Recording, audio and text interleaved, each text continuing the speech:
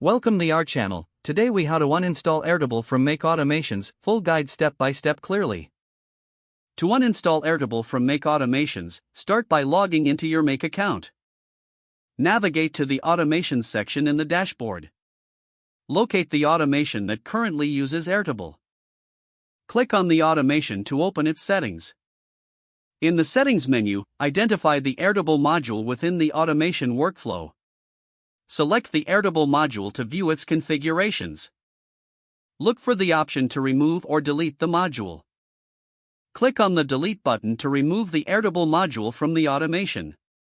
After deleting the Airtable module, review other modules in the automation to ensure they are still functioning correctly. If necessary, make adjustments to the remaining modules to maintain the flow of your automation. Once you're satisfied with the changes, save the updated automation. If you no longer need the entire automation, consider deleting the entire sequence. To do this, return to the Automations overview. Find the automation you wish to remove. Click on the Settings icon next to the automation name.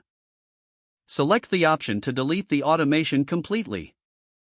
Confirm your choice to finalize the uninstallation of Airtable from your Make automations. Always double-check that everything is functioning as expected after any changes. Your Airtable integration is now fully uninstalled from the Make platform. If the page does not load, refresh the browser or try again in a private or incognito window. Make sure you are using the correct email address, then retype it carefully to avoid small typos. If your password is not accepted, use the reset option and create a new strong password you can remember. Check your spam folder for verification or security emails, then complete any requested confirmation steps. Enable two-factor authentication if available to improve account security and reduce unauthorized access risk.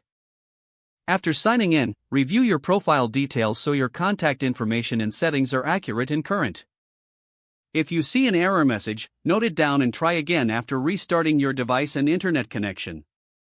Log out when you finish, especially on shared devices, to keep your account and payment information secure. If the page does not load, refresh the browser or try again in a private or incognito window. Don't forget to like this video and subscribe to our channel for more step-by-step tech guides.